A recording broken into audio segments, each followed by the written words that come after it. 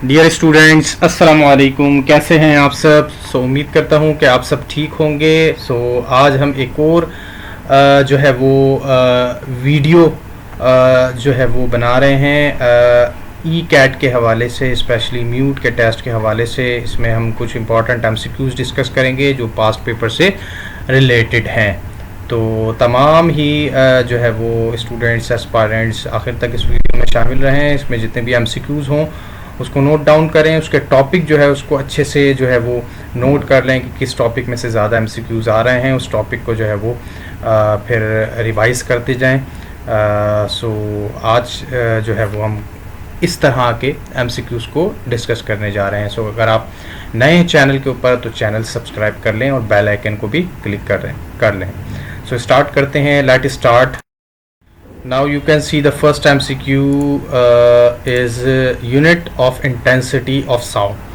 So intensity of sound का unit होता है watt per meter square. Option B is correct.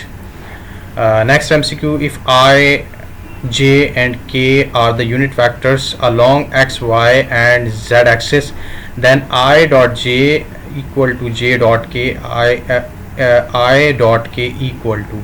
ये dot product होता है स्टूडेंट्स। आई डॉट जो है वो जे, ये एक डॉट प्रोडक्ट है जो कि हमारे पास इसका प्रोडक्ट बराबर हो जाता है ज़ीरो के, क्योंकि इसके डॉट प्रोडक्ट जो होता है उसमें कॉस रेशियो यूज़ होता है। कॉस जो है वो 90 जो है ये बनता है आई डॉट जे के ऊपर, जो कि हमारे पास ज़ीरो होता है कॉस 90, तो इसका प्रोडक्ट हमें ज़ीरो मिलता है। जबकि अगर आई डॉट आई का हम प्रोडक्ट हम देखें तो हमारे पास डॉट प्रोडक्ट होता है और वो डॉट प्रोडक्ट जो है वो 1 के बराबर होता है, क्योंकि उसमें जो एंगल होता है वो ज़ीरो होता है।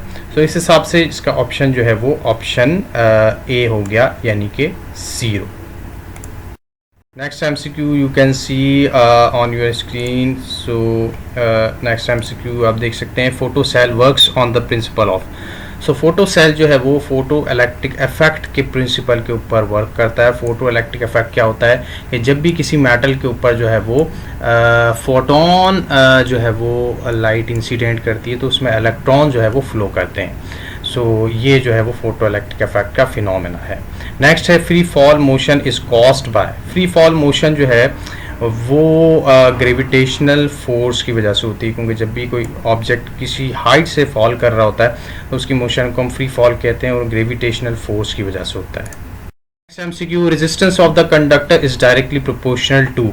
रेजिस्टेंस ऑफ कंडक्टर जो है ये डायरेक्टली प्रोपोर्शनल होता है लेंथ के।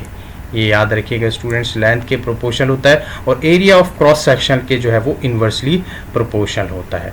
नेक्स्ट है, stone thrown horizontally from top of tall building follows the path that is. जो स्टोन जो है वो थ्रो होगा किसी भी जो है वो टॉल बिल्डिंग से, तो उसका जो पाथ होगा वो पैराबोलिक पाथ कहलाएगा, क्योंकि वो जो मोशन होगा वो प्रोजेक्टाइल मोशन होगा और प्रोजेक्टाइल मोशन में जो पाथ होता है वो पैराबोलिक पाथ होता है। Next MCQ you can see on your screen, we can write 1 mega. ये तो बहुत आसान है स्टूडेंट्स। 1 मेगा जो है वो 10⁻6 के बराबर होता है और जो है वो ये आप देख सकते हैं ऑप्शन बी है। और ऑप्शन ए भी, अगर ऑप्शन ए को हम 10⁻6 कर लें, क्योंकि दो ऑप्शन सेम है, तो ये एक 10⁻6 है और एक 10⁻+10 है। Option B is correct. The dimension of frequency is, frequency का यूनिट होता है पर सेकंड, और इस हिसाब से, इस यूनिट के हिसाब से अगर इसकी डायमेंशन देखें तो इसकी डायमेंशन बनती है सी, यानी कि t-1 या फिर t इनवर्स। ये इसकी डायमेंशन हो गई। नेक्स्ट एमसीक्यू पे बढ़ते हैं।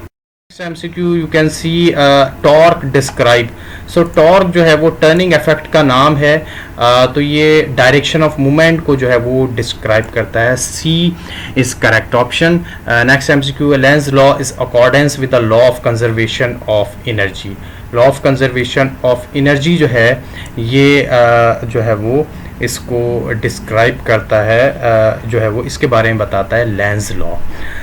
ये स्टूडेंट्स कुछ इंपॉर्टेंट एमसीक्यू MCQs थे जो आपसे जो है वो डिस्कस किए हैं। इसमें जितने भी टॉपिक्स हैं इसको जो है वो रिवाइज करें, बहुत इंपॉर्टेंट टॉपिक हैं और ये MCQs बार बार जो है वो रिपीट होते रहते हैं। सो उम्मीद करता हूँ कि तमाम ही MCQs आपने अंडरस्टैंड करे होंगे। इसमें कोई भी क्वेश्चन हो तो कमेंट सेक्शन में ज़रूर करें। अपना ख्याल रखें, मिलते हैं आपसे नेक्स्ट वीडियो में। जब तक के लिए थैंक यू सो मच, अल्लाह हाफिज़।